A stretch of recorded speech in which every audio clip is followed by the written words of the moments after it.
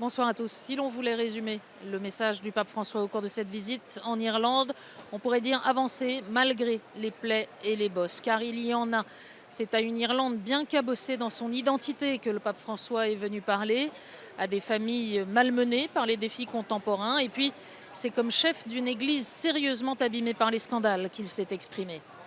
D'abord l'Irlande, ce pays si catholique que l'Église a longtemps eu sous son emprise la totalité de la vie sociale. Alors aujourd'hui, sans doute en majorité, Irlandais veut toujours dire catholique, mais pour autant les Irlandais ne veulent plus que l'Église s'occupe de leur vie quotidienne. Eux qui, par exemple, viennent de légaliser l'avortement par voie de référendum il y a quelques mois. Alors, à cette Irlande un peu schizophrène, le pape François est venu redire la richesse de son histoire, de son patrimoine chrétien et l'importance de garder au cœur de la société le souci évangélique du plus pauvre et du plus vulnérable.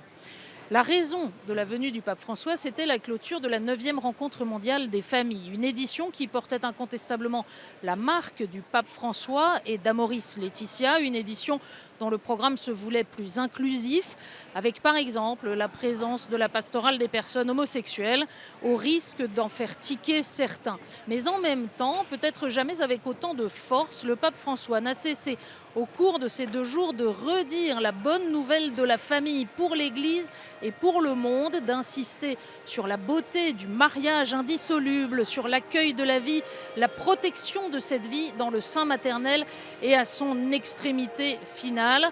Le pape qui a lancé un appel à toutes les familles à avancer sans peur à la suite de l'Esprit Saint pour mener la révolution de l'amour qui seul peut changer le monde. Voilà bien le cœur de son message. Mais ce message sera-t-il entendu? On peut se poser la question parce que le bruit des scandales a souvent couvert la voix du pape qui n'a cessé au long de ces 2 jours de redire sa honte, de demander pardon et de réaffirmer son engagement à tout faire pour que le fléau des abus soit éliminé de la vie de l'Église et ce, jusque dans sa prière, comme ce matin au sanctuaire marial de Knock, dans l'ouest du pays.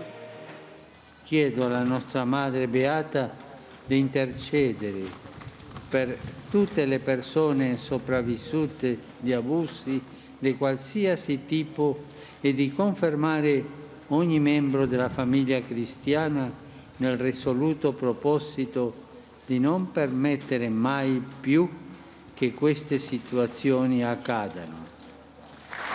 E anche di intercedere per tutti noi, perché possiamo procedere sempre con giustizia e riparare, in quanto di noi dipenda, tanta violenza. Voilà l'engagement du pape à agir et à réparer ce qu'il est possible de réparer. Alors même que le scandale continue, puisqu'aujourd'hui un ancien nonce aux États-Unis a publié un témoignage d'une dizaine de pages dans la presse américaine et italienne, dans lequel il porte de graves accusations contre le pape François et ses principaux collaborateurs. Il les accuse d'avoir été informés de longue date des agissements du cardinal américain McCarrick et de n'avoir rien fait pour l'en empêcher jusque tout récemment. Des allégations qui comportent des faits précis qu'il conviendra d'affronter si l'on veut les démentir. Au milieu de tout cela, le peuple de Dieu est évidemment inquiet, parfois perdu. Espérons que pour certains aura résonné de manière particulière et dans l'espérance la parole de l'évangile de ce dimanche. Seigneur, à qui irions-nous? Tu as les paroles de la vie éternelle. Vous pouvez retrouver tous les événements de ce voyage en Irlande sur le site internet www.ktotv.com et bien entendu dès demain lundi, la conférence de presse attendue du pape François dans l'avion de retour.